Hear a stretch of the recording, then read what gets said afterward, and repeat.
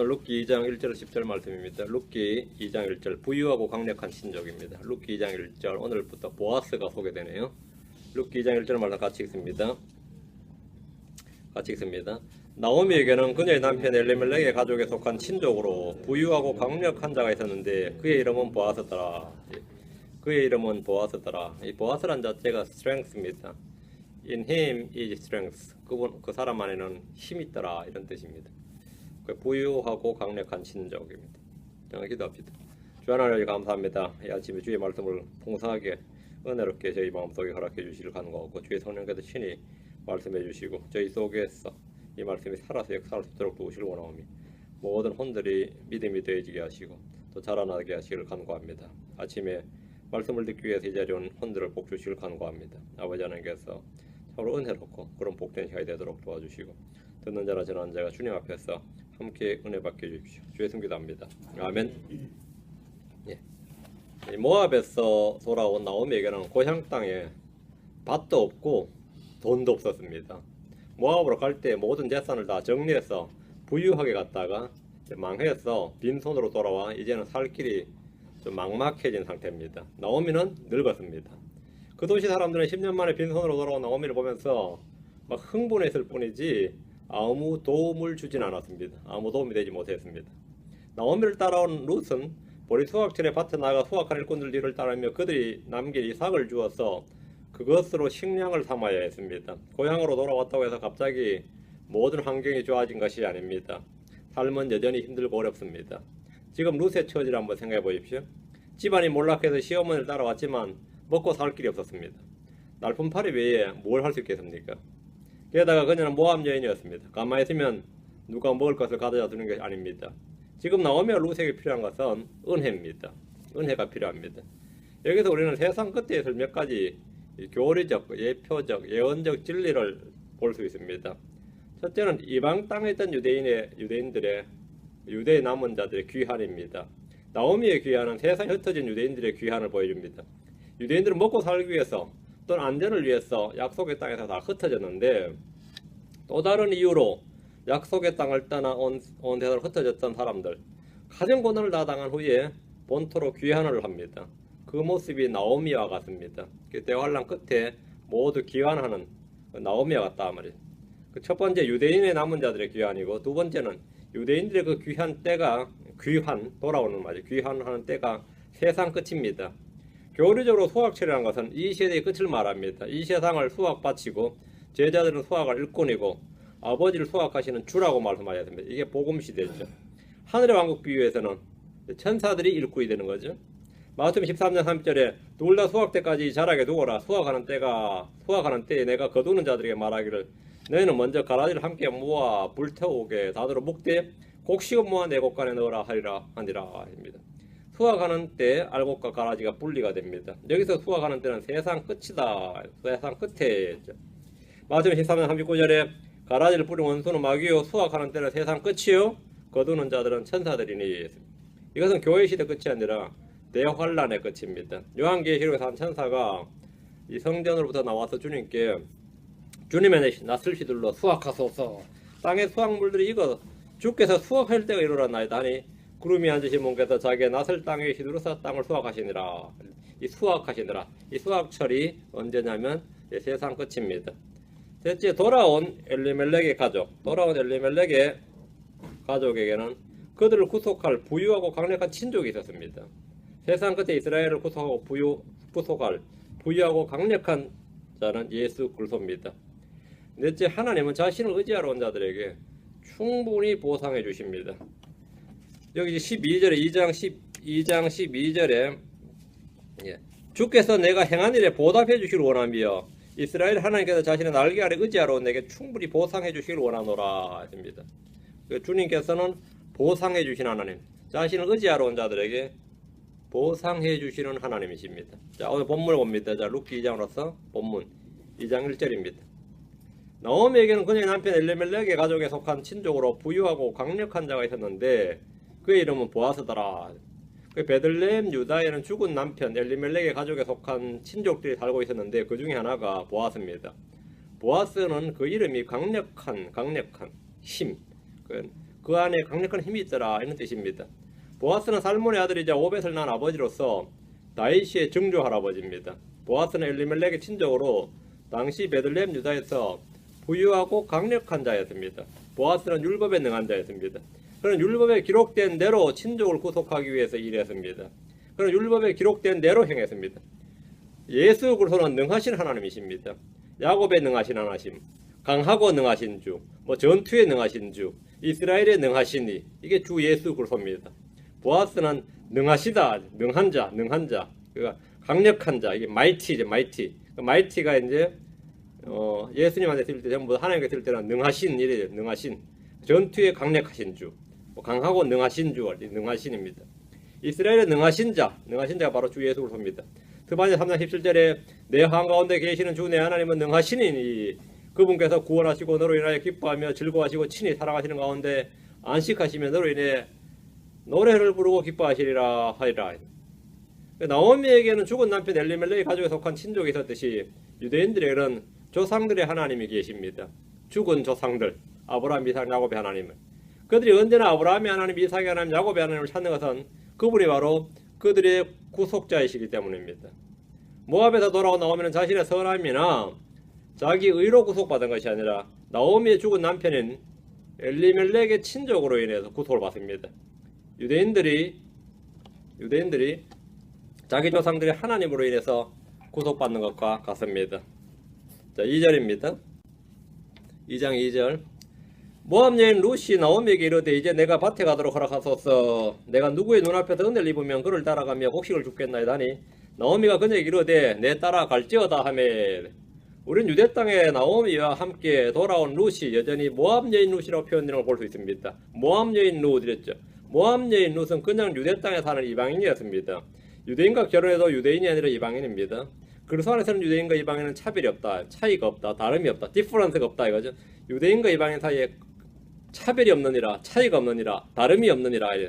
성경 말하기를 우리와 그들 사이에 아무 차별도 두지 아니하였느니라 했습니다. 이는 사람이 의롭게 되고 성령을 받고 하나님의 자녀가 되고 구원받는 것에서 그러하다는 겁니다. 그리스도 안에서는 유대인이나 이방인이 없고 오직 새로운 창조물만 있습니다.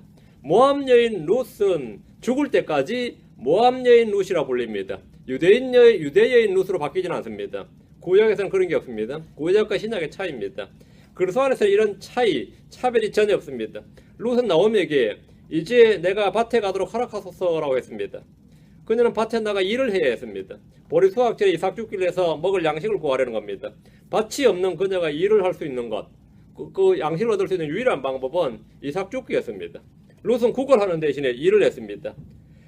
내가 누구의 눈앞에서 은혜를 입으면 그를 따라가며 곡식 이삭을 줍겠나이다 했는데 룻은 이삭 죽기에 대해서 율법을 알았습니다. 레위기 19장 9절과 10절에 보면 너희가 너희 땅에 수확물을 거둘 때 너는 내 밭에 모퉁이까지 다 거두지 말고 내 수확물 중에서 떨어진 이삭도 줍지 말며 내 포도원에 떨어진 포도를 줍지 말고 내 포도원에 포도를 다 따지 말며 가난한 사람과 나그네를 위하여 그것들을 남겨둘지니라. 나는 주 너희 하나님이니라 했습니다. 이것은 하나님께서 가난한 사람과 나그네를 위해서 정하신 법입니다. 주님은 부자들에게 얼마씩 세금을 거두어서 가난한 자들에게 주는 대신에 가난한 자들이 직접 밭으로 가서 이삭을 줍도록 하셨고 그것으로 양식을 담게 하셨습니다. 이삭만 떨어뜨린 게 아니라 밭에 일부 모퉁이 일부나 배질 못하게 하셨어요. 그걸 가지고 이제 룻과 같은 사람들이 나그네, 또 과부, 고아들 또 이런 사람들이 이제 양식으로 얻게 하는 거죠. 신명기 24장 19절에 내가 내 밭에서 수확물을 벨 때 곡식단 하나를 밭에서 잃어버렸거든 다시 그것을 가져오지 말라. 그것은 나그네와 아버지 없는 자와 과부를 위한 것이 되리라. 그리하면 주 내 하나님께서 내 손의 모든 일에서 내가 복을 주시리라. 그 양식을 다 챙겨오는데 혹시나 빠뜨려 버렸단 말이죠. 집에 와서 생각이 났어요. 자 빠뜨려 버렸다. 그럼 그거 주러 가지 말라고 다시 찾으러 가지 말라는 거예요. 그거는 과부들 나그네 것, 고아들 것이다 이거예요.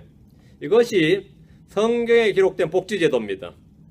성경에 기록된 복지제도고 율법의 복지 정책이에요. 이웃에게 선을 행하는 것과 나누어주는 일은 하나님이 매우 기뻐하시는 희생물입니다. 하나님은 가진 자의 것을 빼앗아서 나누는 분배정이나 사회주의 정책을 율법으로 규정하지 않으셨습니다. 부자들은 무조건 얼마를 내서 복지기구로 얼마를 충당하라 이런 율법은 모세오경에 없습니다. 이스라엘에 가난한 자가 없기 때문에 그런 게 아닙니다. 하나님의 복지 정책은 그런 방식이 아니다 이거죠. 하나님의 백성이 각자 자발적으로 선을 행하고 사랑의 실천을 통해 가난한 자들을 돌아보고 돕고 섬기도록 하셨습니다. 룻은 수확하는 밭에 나가서 이삭을 줍기로 했습니다. 떨어진 이삭이나 밭에 모퉁이에 남겨진 보리들을 거둘 수 있기 때문입니다. 우린 여기서 룻이 게으르고 허황된 여인이 아니라 덕이 있고 신실한 여인임을 볼 수 있습니다. 룻은 자기 손으로 손수 일을 하고자 했습니다. 룻은 잠언 31장에 나오는 현숙한 여인입니다. 우리 잠언 31장 10절에 13절에 누가 현숙한 여인을 찾겠느냐, 그녀의 값은 루비보다 훨씬 더 나가느니라. 그녀의 남편의 마음이 그녀를 편안히 신뢰하므로 그가 노량물을 필요로 하지 아니하니라. 그녀는 자기 평생 동안 그에게 선을 행하고 악을 행하지 아니하리라. 그녀는 양털과 아마를 구하여 기꺼이 자기 손으로 일하고. 현숙한 여인, 자기 손으로 일하고, 자기 손으로 일하고. 요즘 이거 싫어가지고 시집 못 간 사람 많아요. 이거 하면은 내가 왜 이거 싫어서 못 산 사람 많아요. 현숙한 여인은 기꺼이 자기 손으로 일합니다. 현숙한 여인은 부지런합니다. 이런 여인은 루비보다 훨씬 더 가치가 있습니다. 룻은 일을 하러 가면서 자신의 처지를 불평하지 않았습니다. 그녀는 일을 하러 나가면서 은혜가 필요함을 알았습니다. 내가 누구의 눈앞에서 은혜를 입으면 그를 따라가며 곡식 이삭을 줍겠나이다. 은혜를 입으면. 열매는 수고의 삭시지만 그 열매를 얻기 위해서 먼저 은혜가 필요합니다. 은혜로 하는 일, 사랑의 수고에 열매가 있습니다. 바울은 자신이 한 모든 수고, 모든 노동이 그분의 은혜로 말미암았으며 그 은혜가 헛되지 아니하였다고 합니다. 고린도서 15장 10절에 하나님 은혜로 내가 지금의 내가 되었으니 내게 베푸신 그분의 은혜가 헛되지 아니하여 내가 그들 모두보다 더 많이 수고하였으나 내가 아니요 오직 나와 함께 하신 하나님의 은혜로다. 그 일을 해 내가 모든 사람보다 더 많이 수고하였으나 더 많이 일을 했는데 더 많이 노동을 했는데 그것이 뭐라? 하나님 은혜다 이거예요. 하나님의 은혜로 일하는 겁니다. 그 일을 할 수 있다는 것도 하나님의 은혜예요. 은혜를 입었으면 이랬죠. 룻은 누군가의 은혜를 입으면 거기서 일을 하고 열매를 거두겠다는 겁니다. 2장 3절 그녀가 가서 밭에 이르러 곡식 베는 자들을 따라가며 이삭을 줍다고 연히 엘리멜렉의 친족인 보아스에게 속한 밭의 일부를 만나니라 했습니다. 룻은 수확하는 밭에 곡식을 베는 자를 따라가면서 이삭을 줍습니다. 우리는 유대인들의 추수 방법과 때에 관해서 세 가지를 볼 수 있습니다. 첫 열매가 있고 그다음 수확이 있고 이삭 줍기입니다. 첫 열매는 우리 주 예수 그리스도와 구약 성도들의 부활한 겁니다. 수확은 신약의 크리스천들의 부활과 휴거입니다. 이삭 줍기는 대환란 때 남은 자들인데 룻은 수확하는 자들의 뒤를 따르면서 밭에서 이삭을 줍습니다. 지금 우리는 이삭 줍는 성도들이 아니라 수확하는 일꾼입니다. 누가복음 10장 2절에 이러므로 그분께서 그들에게 이르시되 진실로 수확할 것은 많아 일꾼들이 적으니 그러므로 너희는 수확하시는 주께 기도하여 그분께서 그분의 수확밭에 일꾼들을 보내실 것을 청하라. 이삭 줄 일꾼이 아니라 수확할 일꾼입니다. 수확할 일꾼이 필요합니다. 세상은 밭입니다. 우리는 복음을 전해서 혼들을 수확해야 됩니다. 요한복음 4장 35절에 너희가 말하기를 아직 넉 달이 남아있고 그 뒤에 수확할 때가 이른다 하지 아니하였느냐. 보라 내가 너희에게 이르노니 너희 눈을 들어 밭들을 보라. 그것들이 이미 희게 되어 수확하게 되었도다. 밭이 있고 수확할 곡식도 있는데 일할 일꾼이 없다는 겁니다. 일할 일꾼이 적다는 거예요. 주님은 일할 일꾼을 구하십니다. 그 신학교 졸업생은 1년에 수천 명이죠. 목사 한 수 받는 사람 1년에 한국에만 수천 명이 넘어요. 미국 교포 사임에도 마찬가지입니다. 대학이 몇 개입니까? 그전 4년제 졸업하면 안수는 줘야 되고 말이죠. 목사 전도사가 수도 없이 쏟아져 나옵니다. 그래서 수학을 일꾼이 적다 이거예요. 일꾼이 적다. 그 직업으로 하는 사람은 많은데 말이죠. 수학할 일꾼이 적다 이거예요. 자, 본문을 보십시오. 룻은 곡식 베는 자들을 따라가며 이삭을 주었습니다. 이것은 율법에 정한 대로 가난한 자들, 나그네와 아비 없는 자들, 과부들을 위한 겁니다. 룻은 이삭을 줍다가 엘리멜렉의 친족인 보아스의 밭의 일부를 만났습니다. 이 말은 룻이 처음부터 의도적으로 보아스의 밭으로 간 것이 아니라는 겁니다. 룻은 보아스가 누군지도 몰랐고 보아스의 밭이 어디에 있는지 자신이 이삭을 줍던 밭이 누구의 밭인지도 알지 못했습니다. 그녀는 자신이 할 일만 했을 뿐입니다. 그러다가 시아버지 엘리멜렉의 죽은 시아버지 엘리멜렉의 친족인 보아스의 밭을 만난 겁니다. 룻이 방에 처박혀서 은혜를 기다린 것이 아니라 은혜를 구하면서 나가서 일을 할 때 이삭을 주울 때 구속자 보아스를 만났습니다. 하나님의 은혜와 도우심을 놀면서 기다릴 때 얻을 수는 없습니다. 은혜를 구하면서 나가서 일을 해야 됩니다. 그리스도인들도 마찬가지입니다. 집에서 나가서 교회로 와야 은혜를 받습니다. 교회에서 나가서 세상으로 전도하러 나가야 됩니다. 또 하나님의 왕자 앞으로 날마다 나가야 됩니다. 나가서 은혜를 구하는 겁니다. 너희는 가서 라고 말씀하셨고, 예루살렘과 온 유대와 사마리아 땅의 맨 끝지역까지 이르러 내 증인이 되라 말씀하셨습니다. 그리스도인들 사이에, 그리스도인들 편에서 우연히 일어나는 모든 일은 다 하나님의 섭리고 역사고 인도하심입니다. 우리는 그렇게 믿습니다. 그렇죠? 최소한 우연이라고 생각되는 일도 돌이켜보니까 다 하나님의 섭리였더라, 인도였더라, 이런 고백은 다 합니다. 어떤 그리스도인이 말하기를 성경에서 사람들이 주신 가장 위대한 말씀은 요한복음 3장 16절이고, 그리스도인들이 주신 가장 위대한 말씀은 로마서 8장 28절이다. 로마서 8장 28절에 우리가 알거니와 하나님을 사랑하는 자들과 그분의 목적에 따라 부르심을 받은 자들에게는 모든 것이 합력하여 선을 이루느니라. 룻이 이삭을 줍는데 그 밭이 보아스의 밭이었습니다. 이게 우연입니까? 사람 편에서는 모든 게 우연입니다. 이 우연을 섭리로 바꾸시는 분이 바로 주님입니다. 여러분 인생을 다 간섭하시고 인도하시는 분이 주님이라는 사실을 믿으신다면 불평이나 불만이 있을 게 없습니다. 나를 사랑하사 나를 위해 자신을 내어주시는 하나님의 아들이 여러분의 주요 그리스도라는 사실을 인식하면 무엇이 문제가 되겠습니까? 나를 위해 아들을 주신 하나님께서 나를 황무지를 버려두듯이 거지를 버려두듯이 이방인을 대하듯이 그렇게 대하지는 않습니다. 마찬가지로 여러분은 하나님께서 가장 값주고 사신 값비싼 희생의 대가를 치르고 지불하고 사셨기 때문에 눈동자처럼 지키고 돌보십니다. 여러분이 땀을 흘린 것도 귀중하게 생각하고 피를 흘려 얻은 것도 소홀히 여기지 않습니다. 주님은 여러분이 하는 모든 일에 복을 주시고 하나님의 뜻대로 합력해서 선을 이루시는 데 사용하십니다. 모함 여인이고 몰락한 집안에 남편 없는 과부로서 괄시받고 무시받을 수밖에 없는 여인이 먹고 살기 위해서 이삭을 주러 왔을 때 하나님께서 이 여인을 불쌍히 여기시고 은혜를 베푸셨습니다. 여기서 우리는 룻의 인품을 세 가지로 요약할 수 있습니다. 룻은 겸손한 사람, 겸손해 보이고, 룻은 아주 근면하죠. 신실한 근면해 보입니다. 룻은 또한 부모를 공경하는 효도해 보이고, 룻은 하나님의 섭리를 믿은 은혜를 간구하며 일하러 나갔습니다. 은혜를 얻으면서 섭리를 믿었습니다. 은혜를 구했습니다. 아주 훌륭한 여인이죠. 자, 4절입니다. 2장 4절. 보라, 마침 보아스가 베들레헴에서 와서 곡식 베는 자들에게 이르되 주께서 너희와 함께 하시길 원하노라 하니 그들이 그에게 응답하되 주께서 당신에게 복 주시길 원하나이다 하거늘. 보라, 마침 보아스가, 룻이 이삭을 줍다 보아스의 밭을 만났을 때 마침 보아스가 베들레헴에서 와서 일꾼들이 일하는 밭에 왔습니다. 흔히 우연의 일치니 운명적인 만남이니 할 만한 그런 극적인 요소가 있습니다.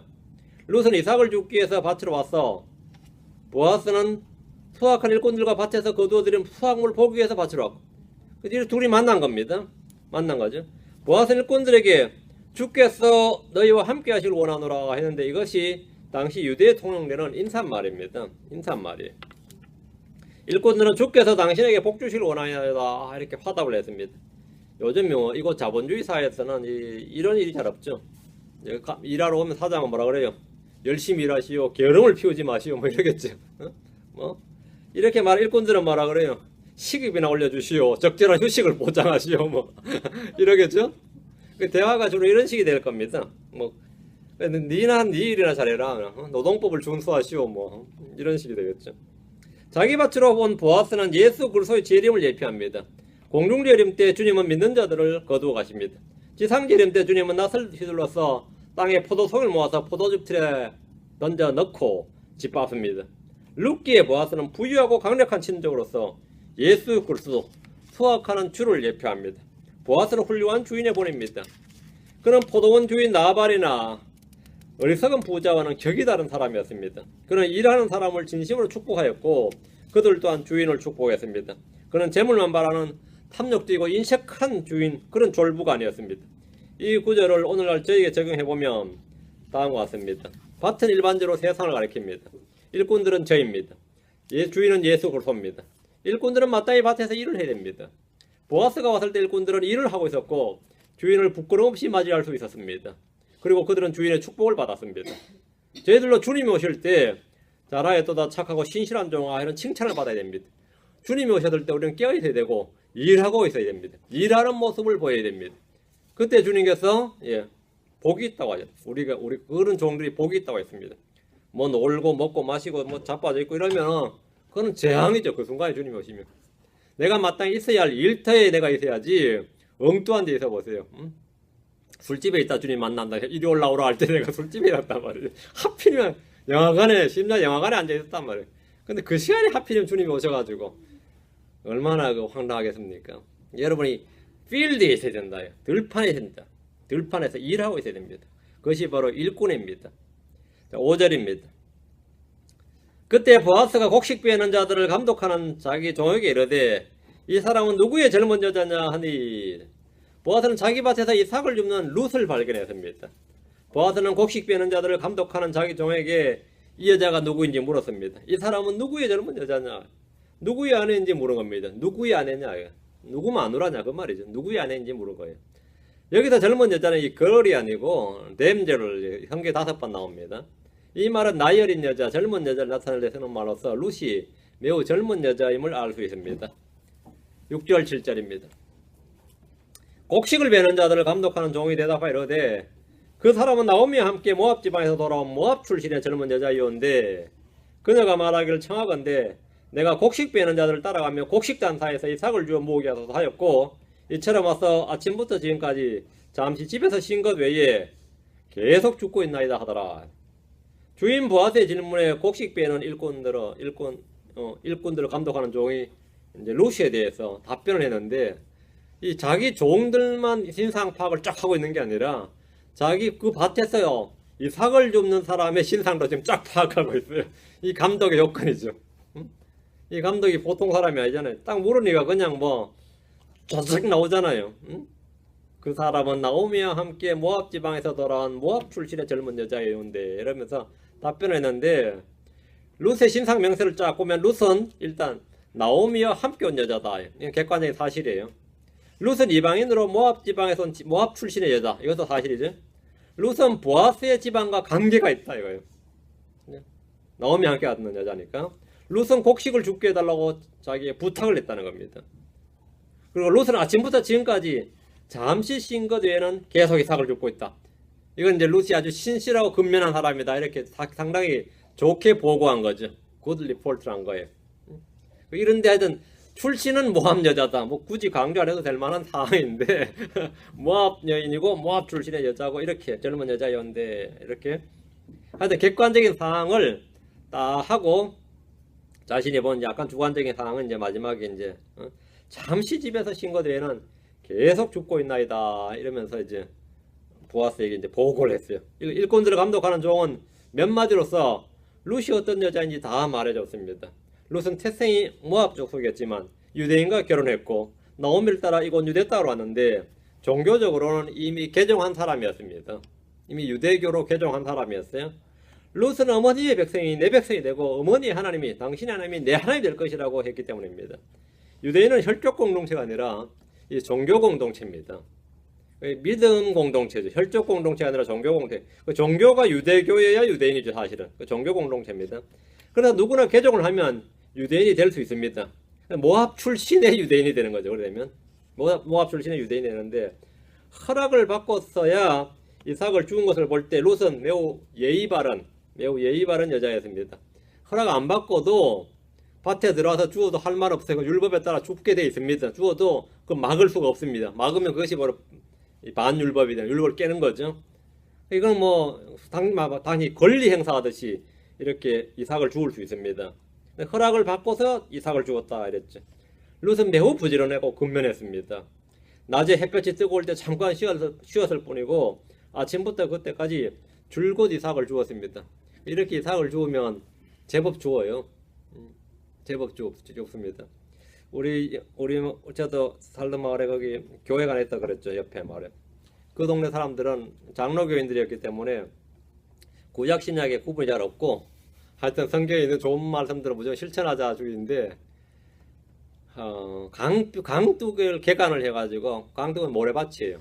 그걸 개간하면 모래밭이 되니까 모래밭의 특징은 땅콩이 잘 됩니다. 모래밭은 땅콩 심으면 이 땅콩이 쉽게 침투하고 물이 있기 때문에 잘 돼요. 근데 땅콩을 그냥 패가는 거예요. 그럼 땅콩이 확 그 뿌리에 잔뜩 맺히죠. 그럼 그걸 흙을 털고 가져가요. 그리고 보통 어떻게 하냐면 갈아엎습니다. 그러면 땅이 다 밭에 있기 때문에 나 갈아엎으면 엄청 나와요. 근데 그걸 안 가져가고 이거 나머지는 동네 사람들아 가져가라 이래 된 건데, 우리 동네 사람들은 믿지도 않는 사람들인데 말이죠. 그 밭에 가서 집집마다 얼마나 주었는지 집집마다요. 그좀 우리는 죽는 사람들이 감사하다, 여기 하나님 있는 사람 나라다 이러면 좋은데 이 등신하면서는 줘요. 이 등신하면서 줘. 그래서 저도 가서 주었거든요. 얼마나 좋은지 몰라요. 유대 지금 이 방법이 그래요. 그 아침부터 죽으면 왜 아침부터 이렇게 열심히 죽었을 것 같아요. 물론 룻이 근면 한 면이 있고 하나는 뭐죠? 죽을 게 많았다는 거예요. 죽을 게 많아요. 이거는 뭐 많이 떨어져 있기 때문에 사정없이 주워 모으는 겁니다. 없으면 얼마나 싹싹하게 배가는지, 뒤를 따라가도 죽을 게 없다면 이건 안 가면 안 돼. 죽을 게 많아요. 그런 식의 소학 방법이었는데 이 유대의 복지 정책입니다. 유대의 복지 정책이에요. 자, 8절입니다. 그때 보아스가 룻에게 이르되 내 딸아 내가 듣지 아니하느냐, 이삭을 주우러 다른 밭으로 가거나 여기를 떠나지 말며 여기에 내 소녀들 옆에 가까이 서라. 이 말을 볼 때 룻이 젊은 여자라 그랬으니까 보아스는 내 딸아 하는 거 보니까 보아스의 나이는 상당히 든 나이죠. 보아스는 룻에게 내 딸아 내가 듣지 아니하느냐, 잘 들으라 이 말이에요. 잘 들어라. 그 들어야 할 말을 일러주었습니다. 이 말은 잘 들으라는 표현입니다. 잘 들으란 말을, 네가 잘 들으라 이 표현을 내가 듣지 아니하느냐, 듣지 아니하느냐 이렇게 잘 주의해서 잘 들으란 말입니다. 이삭을 주우러 다른 밭으로 가거나 여기를 떠나지 말라. 여기에 내 소년들 옆에 가까이 있으라. 일꾼들 옆에 가까이 있으라 이 말이에요. 보아스는 룻에게 친절과 호의를 베풀었습니다. 은혜를 구하며 밭으로 양식을 구하러 온 이방 여인을 대하는 보아스의 태도는 우리 주 예수 그리스도를 예표하고 있습니다.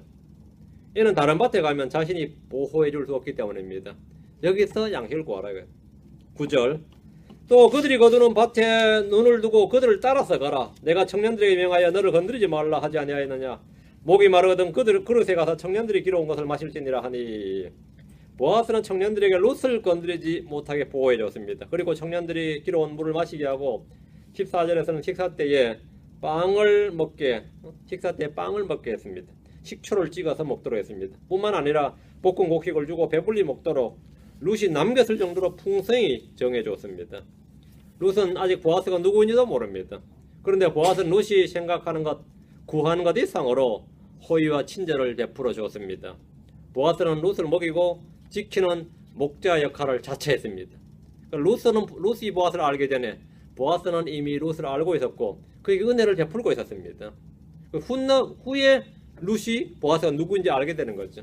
우리도 이런 경우가 많이 있습니다. 하나님께서 우리가 알지 못하는 사이에 이미 다 돌보고 계시고 공급하고 지키시고 하고 있다가 훗날 그게 다 주님 은혜였구나, 이렇게 주님이 이미 나를 알고 계셨구나, 이런 깊은 은혜를 맛보면 또 야 역시 예정론이 맞다 이러시라 들고 말이지. 안 그래요? 주님이 나를 그때부터 지켜보고, 주님 여러분 태어날 때부터 지켜보고 계셨습니다. 태어날 때부터 못해서부터 다 이런 지키고 다 하고 계셨어요. 계속해서 하셨는데 완악한 인간들이 거부하고 실제 일꾼들을 보내서 전해줘도 거부해서 문제지, 주의 은혜와 보호하심을 맛보지 못한 사람은 없어요. 그런 사람 없습니다. 10절입니다.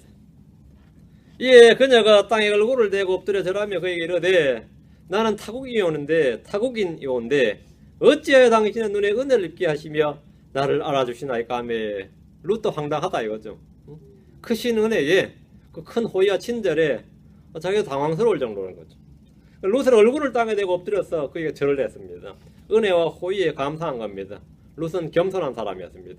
룻은 누구 앞에서나 자신을 낮추었습니다. 룻은 호의에 감사할 줄 알았습니다. 나는 타국인이었는데, 유대인들은 타국인을 뭐로 여겼어요? 개처럼 여겼죠. 타국인들을 개처럼 여겼고 정말 아무것도 아닌 것으로 여겼습니다. 우리는 스로보니게 여인이 주님께 구했을 때 주님께서 이방인들을 개라고 하시면서 이 기도 요청 간구를 거절한 것을 볼 수 있습니다. 베드로와 바나바는 갈라디아 교회들과 식사를 했는데 그때 유대에서 예루살렘에서 바리새파에 속한 형제들이 내려오니까 그냥 외식을 하게 되면 보일까봐 그 형제들을 밥 먹다 말고 식사하다 말 피했습니다. 이방인들과의 교제가 이방인들 어떻게 봤는지 알겠죠? 그러나 보아스는 룻에게 내 딸아 이렇게 불러줬습니다. 내 딸아 이렇게 불러줬어요. 이는 친족 관계를 그대로 인정해주는 말입니다. 아, 나오미와 함께한 여자로서 친족 관계를 그대로 인정을 해주는, 그대로 받아준 거죠. 보아스가 모압 출신이고 모압 여인은 룻을 자신의 친족이라고 인정하고 받아주고 그 사실을 감독이나 일꾼들 앞에서 전혀 부끄러워하지 않았습니다. 전혀 부끄러워하지 않았습니다. 이는 우리 주 예수 그리스도께서 저와 여러분을 형제라 부르기를 전혀 부끄러워하지 않으시는 것 같습니다. 히브리서 2장 11절, 11장 16절 두 구절 봅니다. 히브리서 2장 11절, 11장 16절.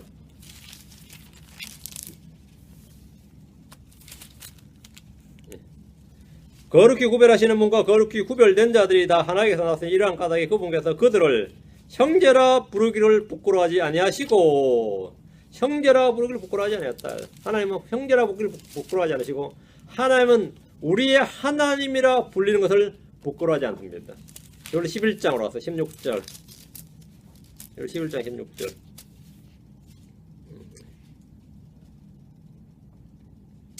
이제는 그들이 더 좋은 본향을 사모하니고 그들의 본향이라. 그러므로 하나님께서도 그들의 하나님이라 불리는 것을 부끄러워하지 아니하시나니 그분께서 그들을 위하여 한 도시를 예비하셨느니라. 하나님이라 불리는 것을 부끄러워하지 않는데, 하나님 우리를 형제라 부르는 것을 부끄러워하지 않으시고 친구라 부르는 것을 부끄러워하지 않으시고 그들의 하나님이라 불리는 것을 부끄러워하지 않으십니다. 보아스가 룻에 대해서 그와 같았습니다. 저와 여러분은 룻과 같이 모두 타국인입니다. 십자가의 피가 타국인을 모국인으로 만들어줍니다. 이방인을 하나님의 백성으로 만들어줍니다. 에베소 2장 11절에 13절입니다. 에베소 2장 11절 13절입니다. 예수 그리스도는 자신에게 나오는 자 누구든지 다 받아주십니다. 에베소 2장 11절 13절. 그러므로 기억하라. 너희는 지나간 때에 육체로는 이방인이요 손으로 육체 행하는 할례를 받아 할례자라 불리는 자에 의해서, 유대인들에 의해서 무할례자들이라 불리던 자들이라. 그때 너희는 그리스도 밖에 있었고 이스라엘 연방국가 밖에 있던 외인들이며 약속의 언약들에서 분리된 낯선 자요 세상에서 소망도 없고 하나님 밖에 있던 자들이었으나 한때 멀리 떨어져 있던 너희가 이제는 지금은 그리스도 예수님 안에서 그리스도의 피로 가까워졌느니라. 룻을 향한 보아스의 친절과 호의는 우리를 향한 주 예수 그리스도의 크신 은혜를 잘 보여줍니다. 룻은 보아스의 은혜와 친절에 감사하며 더욱더 자신을 낮추었습니다. 하나님은 겸손한 자에게 더 많은 은혜를 베푸십니다. 스스로 겸손한 자에게 주님께서는 그를 높이십니다. 룻이 나는 타국이었는데, 이 말은 내가 무엇이기에 이 말입니다. 나는 타국인이었는데, 나는 죄인이었는데, 나는 이방인인데, 난 하나님과 아무 관련이 아무것도 아닌 사람인데 내가 무엇이기에, 우리는 우리 자신이 누구인지 주님 앞에서 우리가 어떤 사람인지 정확하게 알고 고백해야 됩니다. 아브라함은 자신이 주님 앞에서 재와 티끌과 같은 자임을 알았습니다. 재와 티끌 같은 나가 말이에요. 이사야는 자신이 부정한 물건 같은 자임을 보았습니다. 부정한 물건 같은 나 자신이다. 베드로는 자신이 죄인임을 알았습니다. 나는 죄인으로소이다. 다윗은 고백하기를 사람이 무엇이기에 주께서 그를 생각 속에 깊이 두시나이까. 사람의 아들이 무엇이기에 주께서 그를 찾아오시나이까 했습니다. 사람이 무엇이기에,